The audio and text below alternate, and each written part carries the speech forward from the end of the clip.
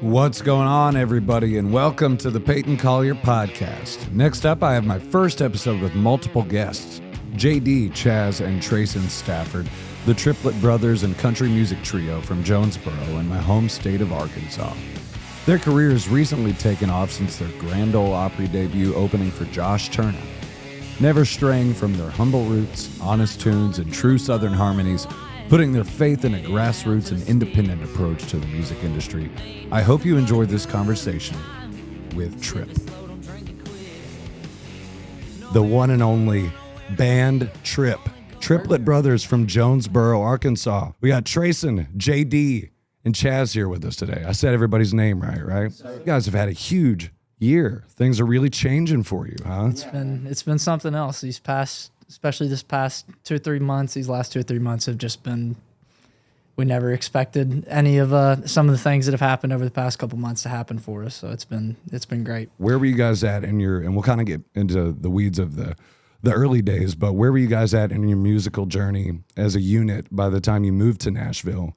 And did you come here and go to school here with the intent of pursuing music together? Absolutely. We've been playing country music forever, and we won't really get into the origin side of everything. But coming over here, we had really just started. COVID was really the first year. We had already been writing songs, but that was a year where we really sat down and really started to figure this thing out. And we really kind of started experimenting with, we've always played traditional country music, but we really started to branch out into kind of Southern rock and just bluegrass, a little more blues stuff. And started just kind of wiggling our way around and kind of dipping our toes into every genre that falls under the umbrella of country music and trying to kind of narrow it down to a more sophisticated sound and a more designed sound. And we feel like that's kind of where we were at when we came over to Nashville. And we've spent the past 3 years that we've been over here just continuing to build our network and our team and our circle. We've continued to experiment and find our sound, and we just got out of the studio last week with 3 new songs that we feel like for the first time. I mean, we've always been proud of the music we've made and the songs we've written, but these are the 3 songs that we really feel kind of help identify us as artists and our sound and our brand. And so we're super excited about the stuff we have coming. I love to hear that, man. I think for people to really latch on to an artist, there has to be something about the sound that is so identifiable as that artist. Like when you hear a Skynyrd song, whether it's Gimme 3 Steps or Ooh, That Smell, Can't You Smell That Smell? Which had no idea how dark the meaning of that song was till I watched the documentary. Yeah. But to have that sound where as soon as somebody listens to it, they go, that's Skynyrd. That's the Eagles. That's the band Trip. I think the biggest transition for us moving over to Nashville as far as just our sound and what we're trying to do is concerned is, we got over here, we started going out to Broadway. We did play the Broadway circuit for a couple months. We started playing around, and even at Belmont, man, dude, the talent here is crazy. I mean, you've heard guys like Sturgill talk about it when he first came to town. He came to town, wanted to be a country guitar player, and he went to one show on Broadway, and he moved back to Kentucky that day. And Garth too. Didn't come back for 20 years. Yeah. So it's scary, man. It's intimidating. And that's kind of where we had to buckle down and say, okay, well, what makes us different? What makes us not necessarily better than anybody else? It's never been about that. But it is very competitive here. So what sets us apart? What helps us stand out? And for us, that's just the songs that we write and our harmony. And that's kind of what the direction, the next 3 songs, what we tried to focus on. The last couple of records that we've put out have been very instrument based and just trying to experiment with different musicianship and that kind of thing. But that's kind of the direction that we're leaning to, is just trying to stick to our guns and what makes us special, what makes us different. And that's the stuff we've always been doing, and that's harmonies and just writing songs that nobody else would think of. Very cool. Chaz, let's hear from you for a second. Yeah, we'll pass that mic around. Come on. I had 4 mics ready to go. It was going to be all professional set up, and then I realized how to hold this thing, dude. Somebody ran off with my mic cable. But yeah, just get it right up there close. So what is your role in the band of the band Triplet? These Triplet brothers. I'm a guitar player. That's what I do, and I arrange the harmonies and stuff and whatnot, and kind of do that thing. But when you say arrange the harmonies, obviously I know what that means. Yeah. But your role in that, are you All right, so here's your note right here, and you're like, you go to this one. Sort of, and yeah. Typically we just start singing together. I started saying you fall in. Yeah, right? dude. And Treyson joins in, and then JD joins in, and then just kind of say, yeah, that note's you kind of mess that up. You know what I mean? We're from Arkansas, man. Like, I said our town's a hotspot for music. It is. We did not have a lot of like training. I mean, we still to this day don't have very much musical training. So it's not like theory based. Like, oh, play we'll sing this chord and this. No. It's we feel out everything that we do. Everything comes from what we feel and what just feels right. And Chaz has always had a very sensitive ear for just harmonies that sound good. They might not be the right harmonies, I guess. But they definitely sound good to me. Would you say that you are the musical director of the band? Sure, man. I'll say that. if that's even a title, He's don't like, know, I'll pull this out and drop it on the table. I'm the musical director. I play the guitar, and if it sounds good, they join in. And if it sounds good, we roll with it. So were you the first one to start picking? Yeah, I did. Yeah, and he started not too long ago playing some little guitar and whatnot. But I've always played guitar, so that's just what I've done. So. And I'm sure that this is cliche. You probably hear it all the time, but to be raised in music is such a head start. First of all, like if you have parents or a grandparent or somebody who's singing in the church choir, right? You get that head start. Like I always use Brad Paisley as a reference. Like the dude was 6 years old playing with 85-year-old cats, and so he gets it. You get it in your bones a different way. But then to have people that you can share that with, and in your case, that you were born at the exact same time and went to kindergarten at the exact same time, it just seems that almost biologically that there would be a musical bond between you. We kind of grew up doing this thing together. We've always been banging on pots and stuff and whatnot since we were young. So, I mean, we've been doing this for a long time, and it's always been fun, and we've always enjoyed it. So, did you know like we're gonna be artists one day? Oh yeah. We never wanted to be anything else. Yeah. I don't know what else we'd be. I mean, we moved over here and we all started Belmont during COVID. And doing college during COVID was ridiculous. I don't even know why we tried to do it. Mm-hmm. I'm glad we stuck it out because now that things have opened back up and me and Treyson are getting the full college experience, it's been really cool and it's been very helpful to us. Oh, because you don't go, right? No. He My dropped, man. He dropped. Give me one of them high fives from across the room, boy. He did what we all wanted to do. We didn't have the balls to follow through with. Yeah. But Why have you decided to stick it out, you think? Opportunities and just connections, people. Nashville is very much a who you know place.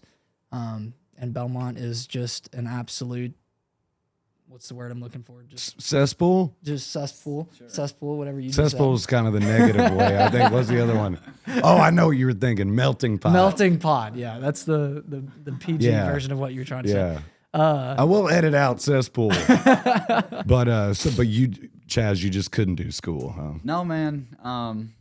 I decided not to go to school. I focused on just playing music, obviously, and because I have Nashville rent to pay too, so I kind of got a real job, if you call it that. But yeah, what's the day job?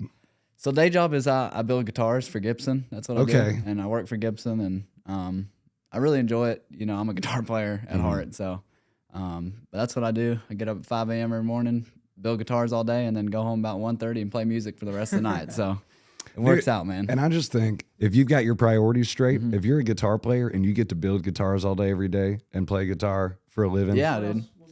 Sounds like you got your shit figured out. Yeah, dude. I'll say I love Belmont. At the time I did get to go and whatnot, and I'll never talk down on Belmont. How long did you go? I went for about a year. I thought he was gonna be like, I went about 6 or 7 days. three classes. No, but I definitely love what I do now. So, and I don't complain at all. So, all right, on to number 3. On to, let me guess, the shy one. Yeah, I'm a little bashful. Look at you, handsome son of a gun in that hat.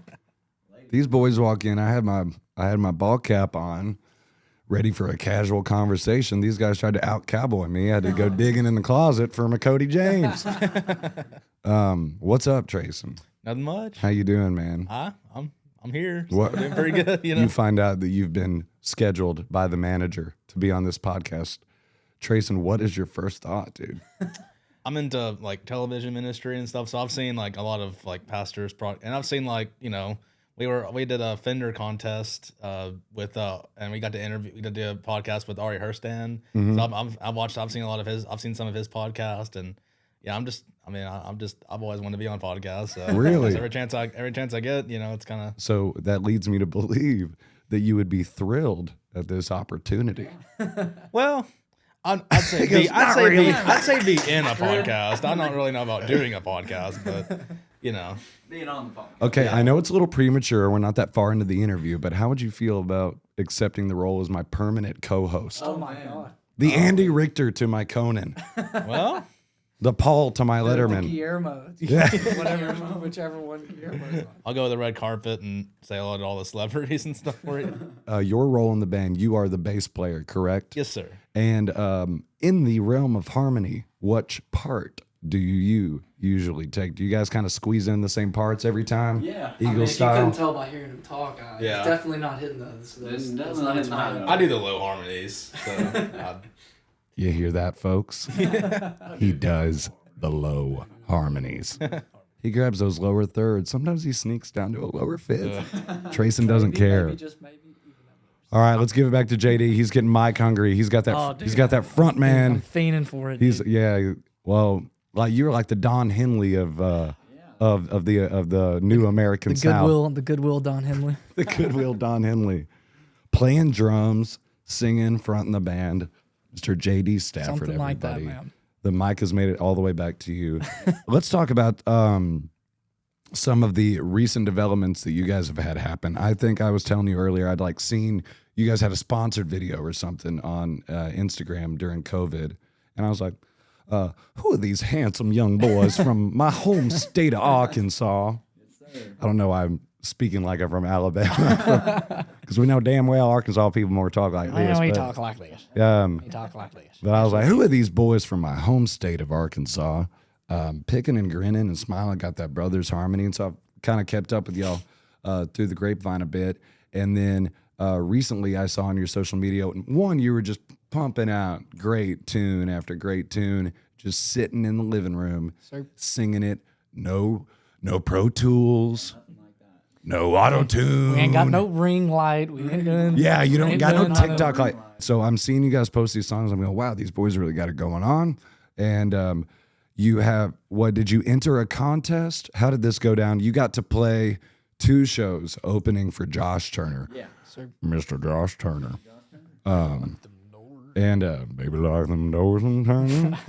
And you got to play for him at Belmont. And then you get to play the stage of all stages, the Golden Circle itself, the Grand Ole Opry as 3 21-year-old boys. 22. When you say it like that, it sounds like way cooler than what even actually. It sounds like you don't watch Netflix every day night before you go to bed.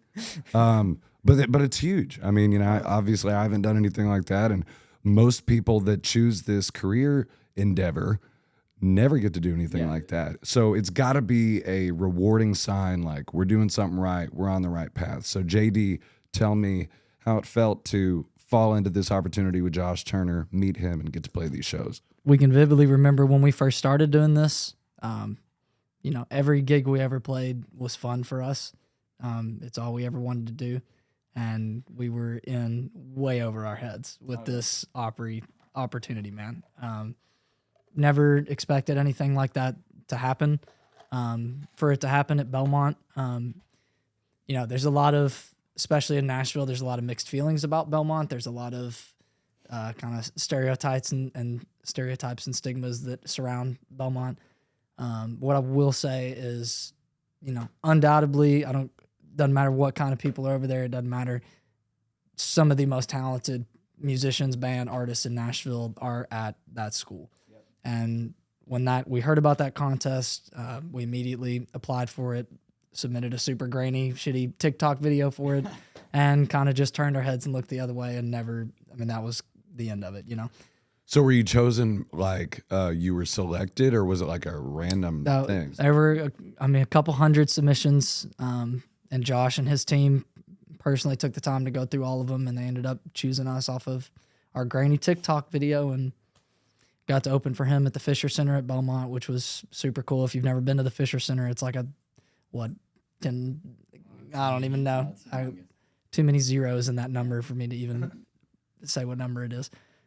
Just super beautiful building. That was an incredible show. And then got to make our Grand Ole Opry debut, man. I mean, that was pretty crazy stuff. One of the best days of our lives, man. I mean, to be honest. Chaz, take that mic and tell me, how did it feel to step onto the golden circle, baby? I mean, I think like you were saying, not a whole lot of people get to do that. There's a lot of people that do this for a long time that never really get to do that. And, you know, to be the ones to actually step in the circle and do it, especially, you know, we're from Arkansas, and usually, you know, not a lot of people come out of Arkansas and do something really cool like that, you know? So it was just, I mean, like I said, best day of our life. I mean, no question. And hopefully, I hate to pry, but are you getting choked thinking about it? Dude, getting a little choked, you know? It was, I can't, pardon my French, Mama Stafford, but I can't fucking imagine it, you know? Yeah.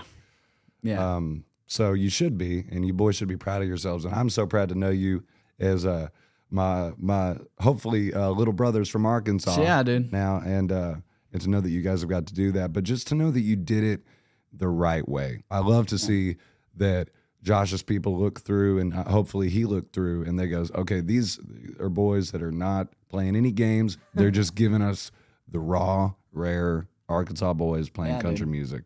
And you guys should be proud of that. Like, I still just can't really believe or understand why and how that it happened. Because, I mean, we're just a little old band from Jonesboro, Arkansas. Sound like ZZ Top. We're just that we little are old band though, from man. Texas. Like, all we ever wanted to do was make music. We wanted to make our hometown proud. We wanted to make the people that believed in us from the second we started doing this. We had people telling us we should do this before Trip was ever even an idea. We always had just nothing but encouragement and support from our folks back home, and it's been nothing but love and support for us. I mean, everywhere we've been, everywhere we go, and we're just grateful for that. I mean, I'm so thankful that it took us to the Opry stage, but even if it just continues to take us across the district fair circuit back home in Arkansas for the rest of our lives, we'll die happy doing that too, because it's just fun.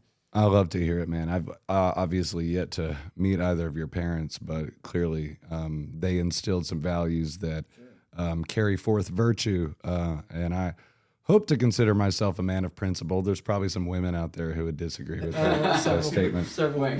But you know, I think that just whatever values you guys grew up with in your household are totally visible in the way that you carry yourselves and the kind of music that you write.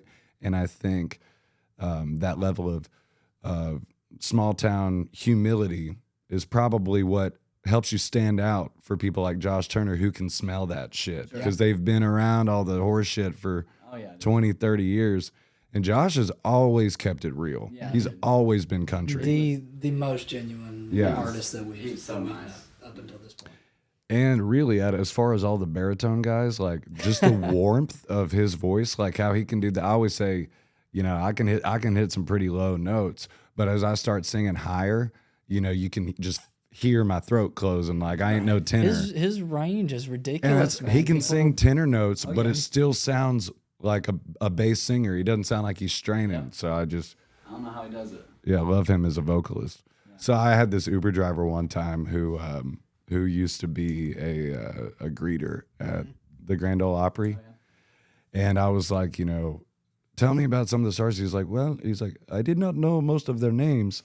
He's like, but I do remember Ricky Skaggs, cheap son of bitch. And I was like, what do you mean? He's like, every other star, tip, Ricky Skaggs, no tip. Of course it's Ricky Skaggs. It's like, God dang it, Ricky Skaggs. You frugal son of a bitch. I'm telling you. One of the finest pickers ever. Love you, Ricky. He's great. But could have tipped the door guy.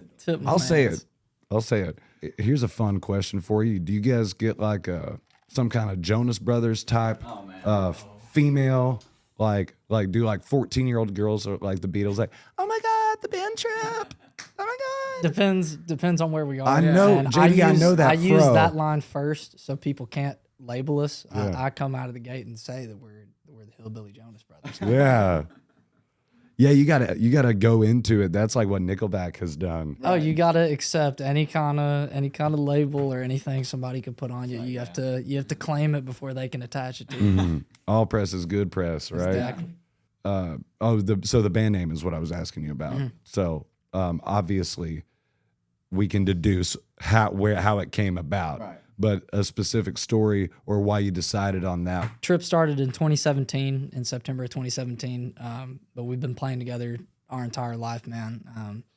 We started learning how to play the fiddle when we were like 6 or 7. The first events that like we really started playing with a band name, Treyson was diagnosed with autism at 3 or 4 years old. And there was like a community event concert in our hometown once a year to like celebrate the lives of people with special needs in our town. And all these people with different disabilities would get together and perform their talents for like, you know, a crowd in our hometown, which was always a great deal and always an honor to be a part of that. And we started doing that once a year, and that's kind of what like started the idea of like us playing as a band together. And so the first name I think that we ever came up with was called Trainwreck. And because at the time we were playing like Coldplay covers and like Mumford & Sons covers. Hey, why are you shaking your head? Viva! I get down to the little Viva I La do, Vida. man, but it's just God. That was. That's why I like that Morgan Wallen song, because you can medley that with Viva La Vida. Oh yeah. And then from there, man, we kept doing that. And over the years, as we got older, we started figuring out, okay, man, we probably make a little money doing this. Probably meet some girls doing this. Probably have good reason to get out of the house. So we started playing a little more. And then around 2017, there was a competition in South Haven, Mississippi called the Miss South Fair. And that's where Justin Timberlake got his start, Elvis, and a bunch of different people from that area. And so we entered this contest and decided we should probably come up with a better band name. We looked around at each other and said, we're triplets, so we'll call it Trip. Throw 3 P's on there. Took us about 10 seconds. Put all 3 of our brain cells together to come up with that. $1 billion idea. I'm telling made you, in man. 3 seconds. And it's been nothing but bullshit and fun from there, man. Okay, so we got the band Trip here, who has told us the just really mind-bending story of how they came up with their name. Triplet brothers who thought we need a better band name, and they came up with Trip and added an extra letter P. And the world has just been experiencing the waves of this ever since. Nice. Fellas, I'm so excited about your new tunes. You got songs coming out. You got a lot of shit coming. You want to play one of these tunes for us? What's first on the docket? Well, this one's taking us back to our roots a little bit. Being over in Nashville, we kind of got sidetracked over the past 3 years and started just kind of writing anything and everything with anybody that was willing to write with us. But we started over the past couple months just really getting back to just writing with just ourselves. So this is a outlaw country tune, little murder ballad. This one's called Little Too Drunk.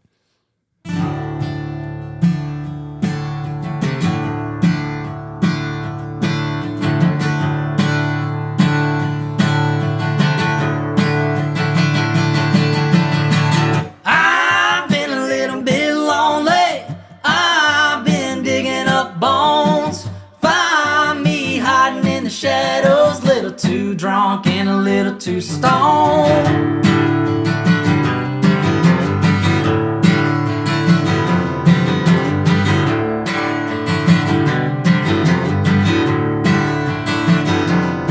Well, I'm a night crawler if I ever get moving, standing in the corner of the room. A bet on me is a deal worth losing. Tell me all your secrets and I'll take them to the tomb.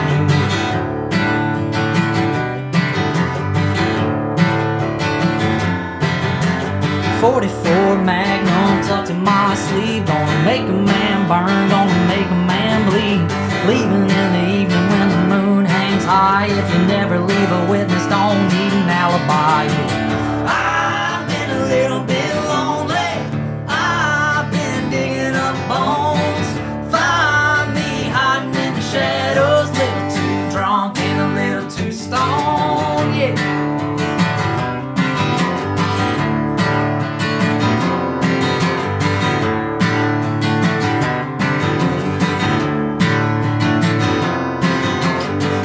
Moonshine in a jar by the shovel, clawing at the dirt till he's all the way down. Stab me in the back, get yourself into trouble, 'cause if I find out you won't ever be found.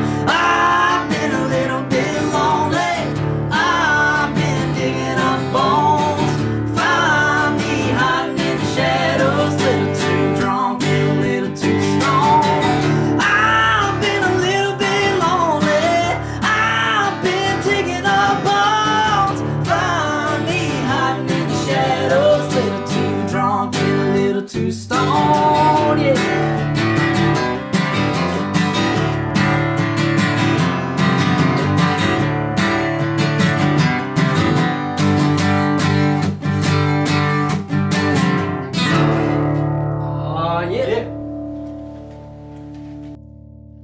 Holy shit, everybody.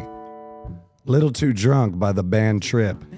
I had chills so hard hearing that brother harmony that we're talking about just in the room through my headphones. I wanted to pull them out so I could just hear it in person, but I had to make sure everything was good. But I had chills so hard, it was like bringing water to my eyes. I was like, I ain't sad or that happy. I was like, there's some shit happening to me. And that's the kind of shit that happens to you if you check out the band Trip and their upcoming music. Oh, love it, dude. And you nailing those raspy high notes. Thanks, man. Scoot over, Morgie Wally. There's a new pretty boy in town, baby. JD's showing up to the dock, and he's got his Speedo on. I'm telling you. And he's ready to go. Man, I love that. So when'd you write that? That was 2 or 3 weeks ago. I started it with a buddy of mine named Zach Whitley. Is that recent? Yeah. And then I finished it with Chaz not too long ago, and we've been playing it out for the past couple of weeks. We've been writing like crazy lately, so. Trying to write more stuff like that, though. Yeah. That stuff's cool. Yeah. And that's the stuff that we know. Stuff with the little balls in it. I'm telling you. That's the stuff that's missing on the radio. A little gritty. Yeah. Wait, so you started writing Little Too Drunk with a guy named Zach Whitley? Yes, sir. We met Zach on a tour of MTSU. I want to say probably 2018, 2019. Now he lives right across the street from me. So. Now he lives right around the corner. He's from Georgia, but we met him on that tour, talked to him probably 4 or 5 hours, talked about how terrible MTSU looked compared to Belmont. But that's, dude, we were going to end up at MTSU. I mean, obviously we could not afford Belmont by ourselves. We didn't have any scholarships rolling in or anything. But we ended up, one of his ex-girlfriends, I think her aunt's dog's cousin knew the dean of the music business program over there, and we ended up getting a meeting with him, and that's kind of how we were able to even afford Belmont through some grants that they gave us, which was super nice, and it's still nice to be over there. But it's just crazy, man. You never know where people you meet are going to end up, and it's crazy that a guy we met on a tour of a random college 4 years ago is living around the corner from him, and we're still writing songs with him. Yeah. It's also kind of exciting or encouraging to hear that Belmont, they're still willing to like hear people's stories, check them out, and actually grant financial compassion towards people that actually deserve it or have earned it. I gotta say, I'm pretty revved up after that last one. You guys got another heater for me, just absolutely steamed up and ready to go. Yeah. Yeah. We started this next one during the COVID lockdown of 2020. Me and Chaz started writing it, and we didn't really like where it was going, so we just kind of set it to the side, and we got over to Nashville and met two of our really close songwriter friends now. But we met them our first week at Belmont in Nashville and finished this one with them. Their names are, shout out Carver Parton and Andrew Grooms, two incredible songwriters. But this one's called Damned. All right, so when he's doing that harmonica, just kind of hold it about a foot, like that. What's this song called again? Damned. All right, everybody, this one right here, Damned by the band Trip. Let's do it, boys.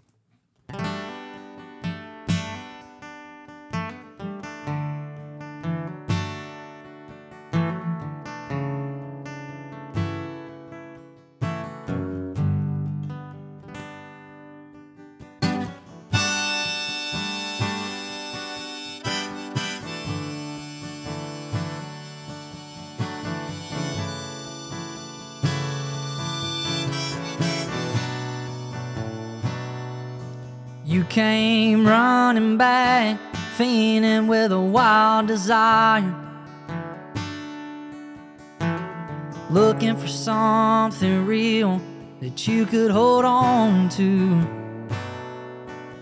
Baby, I moved on. I waited too long for you to rekindle the fire of what we had when I gave the world to you.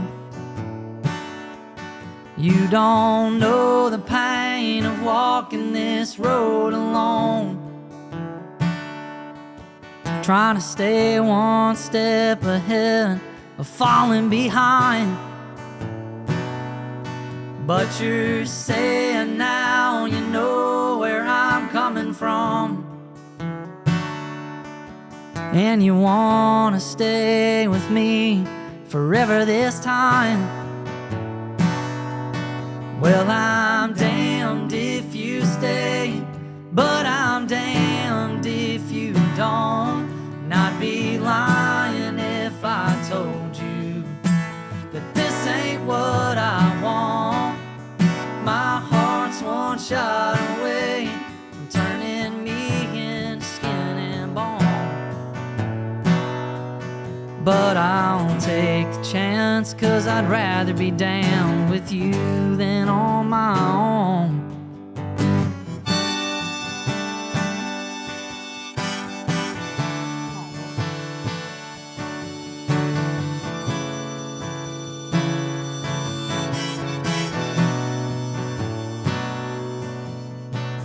Truth be told, I hate my own reflection. Only wanna see it in your eyes. Oh, but is it worth you changing my direction? Last time I barely made it out alive, yeah. Well, I'm damned if you stay, but I'm damned if you don't. And I'd be lying if I told you that this ain't what I want.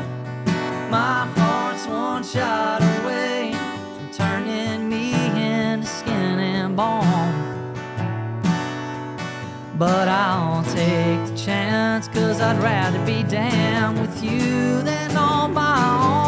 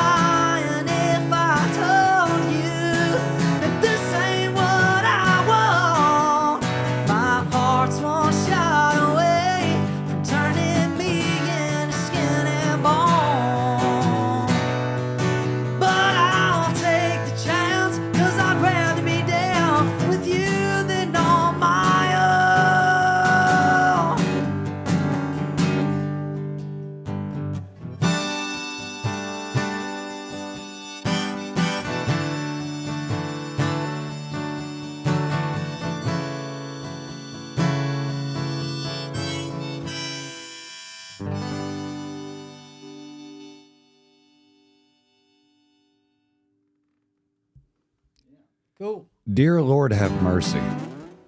Cool. Damned by the band Trip. Whew, I thought I was going to have to edit that one out. I got absolutely choked. And I'm not into that sort of thing. You're not going to start crying? No. Wow. What verse 2? I hate my own reflection. I'd rather see it in your eyes. Good one, boys. Thank you, sir. Sure would hate to be the woman that broke your heart, JD. Screw all of them. Yeah, you ain't kidding about that. And I am very excited for the next 5 minutes for the mic to be in Treyson's hands. Come on, dude. Come on, Treyson. Come on now. We're going down Treyson Boulevard for a second. Treyson, what do you like to do outside of playing music? I'm so interested in what your interests are. Well, Like I said, I go to Belmont and I'm a biblical studies major, so I spend a lot of time. So there's, if you know anything about theology, there's a lot of time, spending a lot of time studying for tests and essays and all that stuff. So I spend a lot of time studying, but also enjoy, just doing just going to the movies or going. I'm a big cookout. Yeah, I'm a big animal guy, so I get down with some cookout, dude. Oh yeah, little chicken Caesar wrap there. Living off cookout for a while. Oh, I bet you have. Yeah, you're a big animal guy? Yeah, I like to go to obviously the Nashville Zoo. Yeah, really? You do? I actually have a membership there, and I'll just go for a walk there sometimes and just see all the animals and stuff. By yourself? Sometimes. When I first moved to Indianapolis, next day I go, what am I going to do? I'm going to go to the zoo.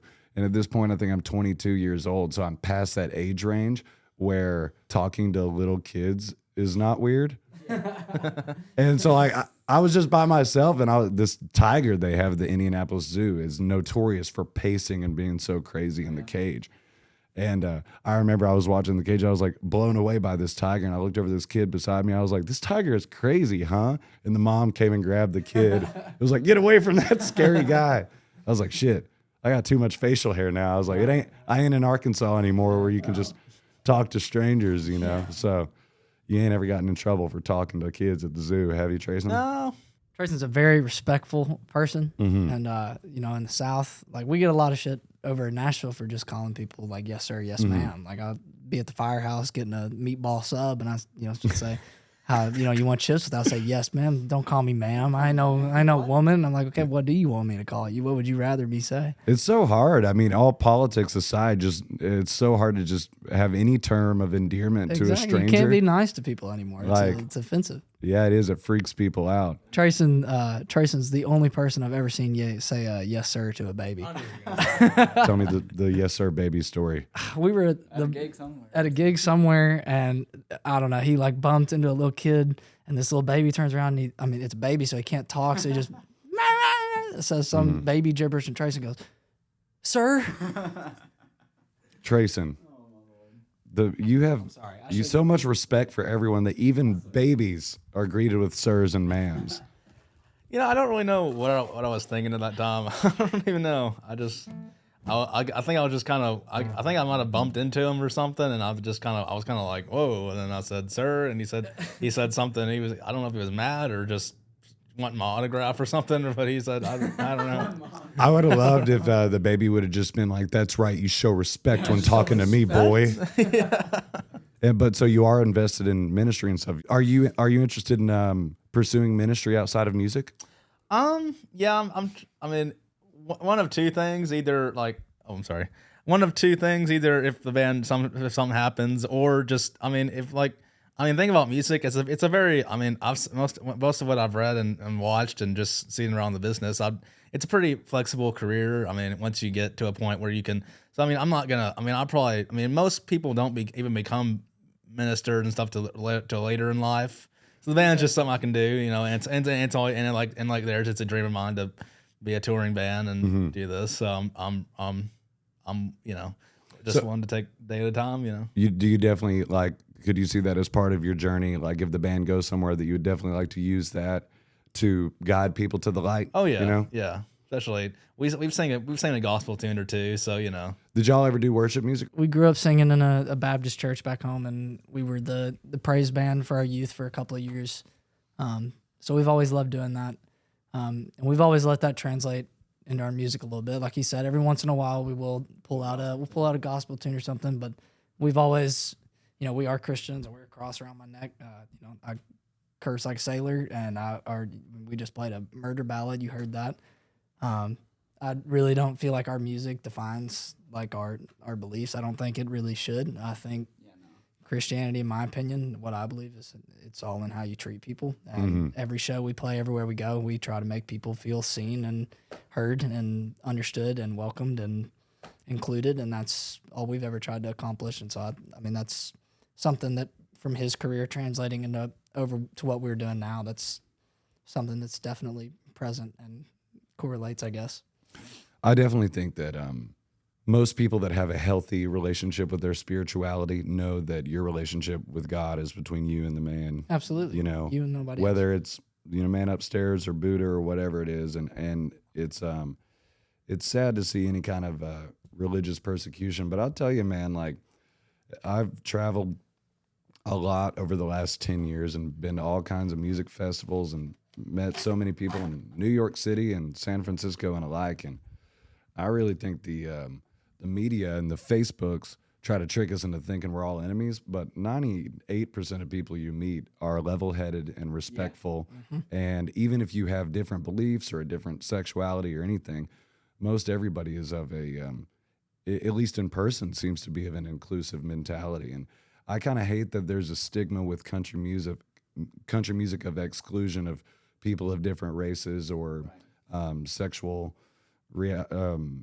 identities or whatever, because the shit just so doesn't matter, like the music brings everybody together. So I'm happy to know that you guys champion that mentality. I'll tell you what, right now we were at the Ryman last night, and I don't know if it was their Wait, day. who was there? It might not have been I couldn't debut. even. Marty Stewart was there. He was last. He was the headliner. Connie Smith was there. Chris Young. What's her name? Rhonda Vincent. Rhonda Vincent was there, and then there was an all-black power trio called Chapel Heart. They just got off of America's Got Talent, and they were ridiculous. They're badass. They blew the roof. Yeah, I follow that band on Instagram. And it was funny. We walked out the door and we're walking down the sidewalk, and the three of them, I guess they just came out like the exit, just like everybody else did, and they were just walking down the sidewalk down Broadway. Yeah, we saw Lake Street Dive. Yeah. I never heard of them. I just got put onto them Thursday? the other day. They're badass. They are. They're really That cool. girl can sing. She can But sing. she's super pregnant, so they they called it the Gather Around and Listen Tour, I think. And so they just stayed on a square the whole time with an acoustic bass, and it was just like they were like as close as we are now, in a square the whole time. I love and it.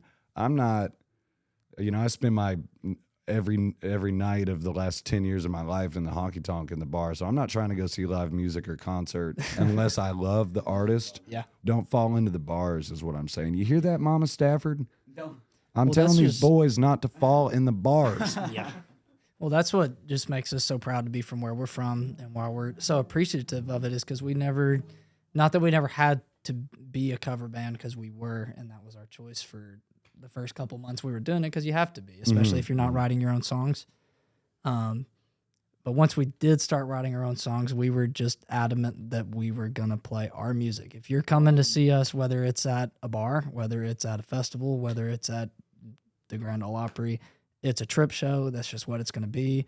We'll always accommodate our audience, and we'll always, take requests and have fun, but it's our music. That's what we want to do. Yeah.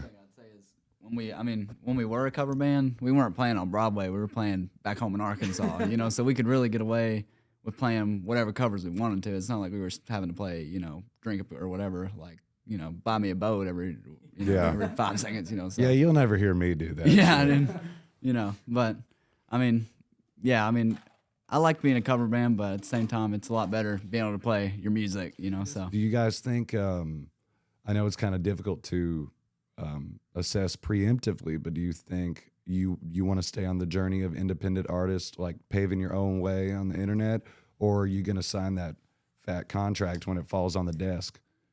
Here it is, $2 million. Independent and grassroots in it has got us to where we are right now. Yeah. And I've never been a numbers person. Look on Spotify, and if that monthly listeners says, 3,000 monthly listeners, we sign a label, we sign a record deal that could shoot up to 30,000, it could shoot up to 300,000.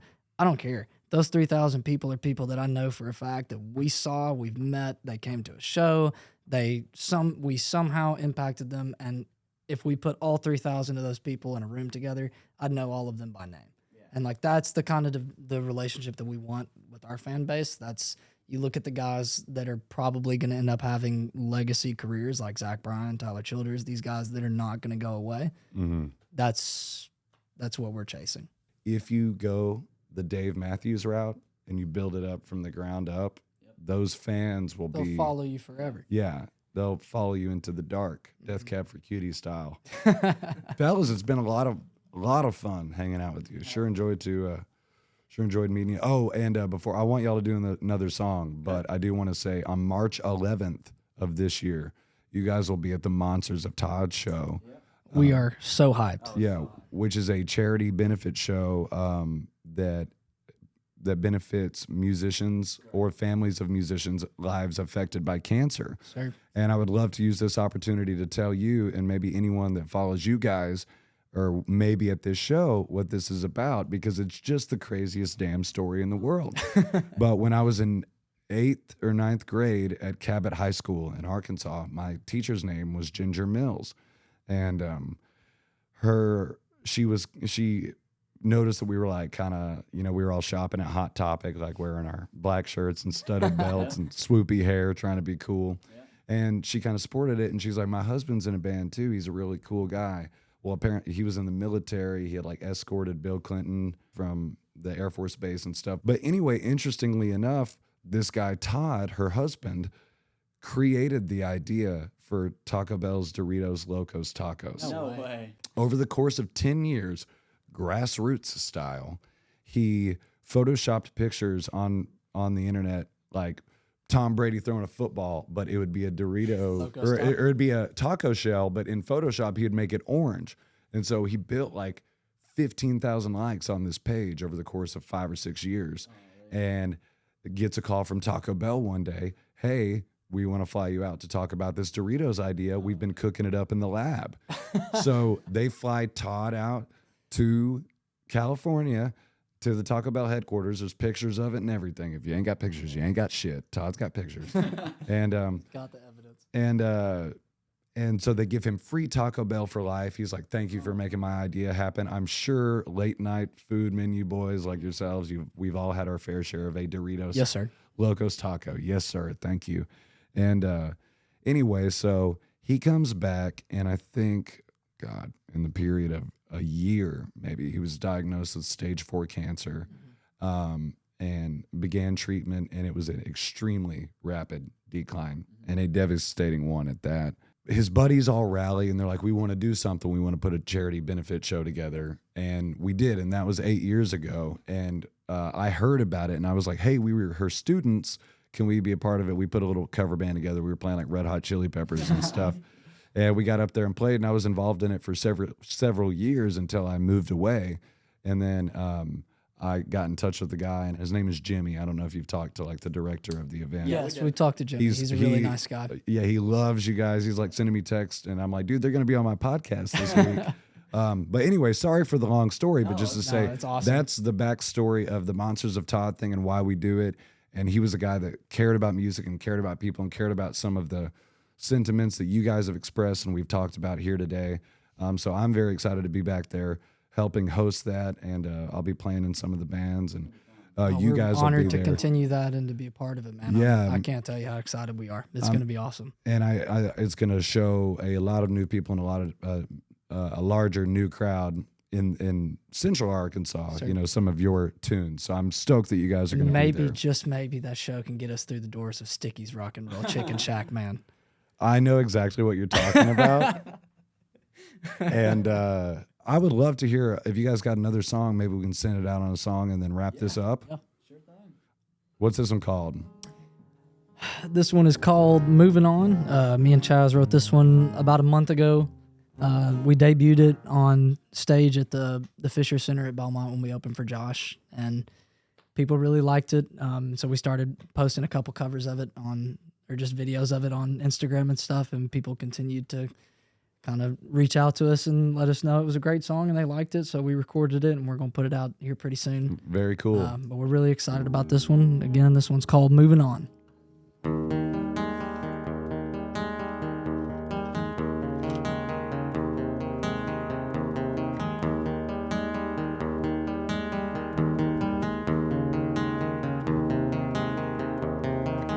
Turned in real late last night, don't remember driving home.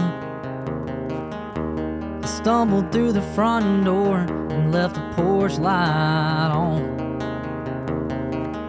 All our old records piling dust up on my shelf, spinning in the darkness, shooting whiskey by myself.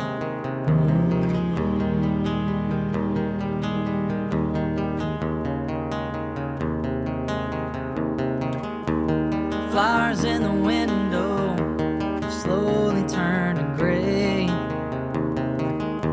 The ones I picked for you on our wedding day.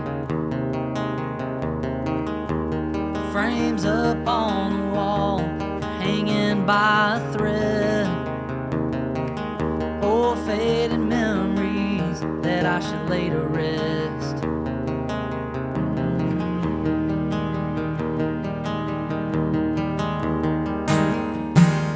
So I'll tear them down,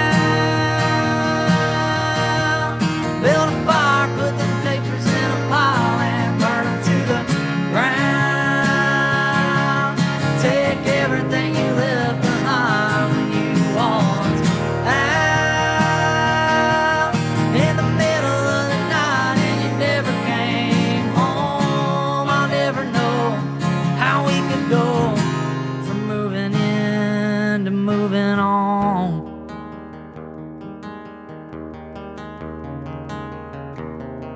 To moving on.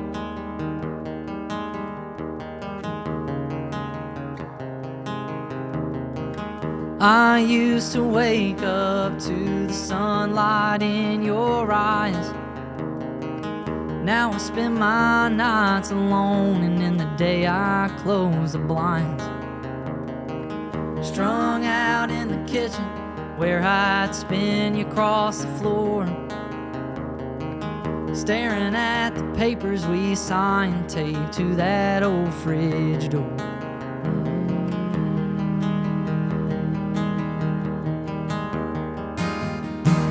So I'll tear them down, build a fire, put them papers in a pile and burn them to the ground. Take everything you left behind when you walked out in the middle of the night and you never came home. I'll never know how we could go from moving in to moving on. From moving in to moving on. Oh, so I'll tear them down, build a fire, put the papers in a pile and burn them to the ground. Take everything you left behind when you walked out in the middle of the night and you never came home. I'll never know how we could go from moving in to moving on.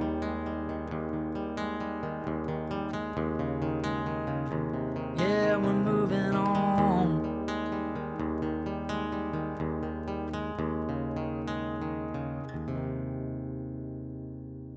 Yeah, buddy. Moving On by the band Trip. So what's next for you guys? What's next on the agenda for you? I guess, are you supposed to be graduating this spring or what? No, I'm still a junior. You're still a junior, aren't you? Yeah. He's got 3 semesters left. So Let's be honest. He could graduate tomorrow if he That's what wanted I'm to. saying. They might as well just hand him his degree and go. You know, just out of curiosity, if things were to blow up, would school take a wee little pause? Yes.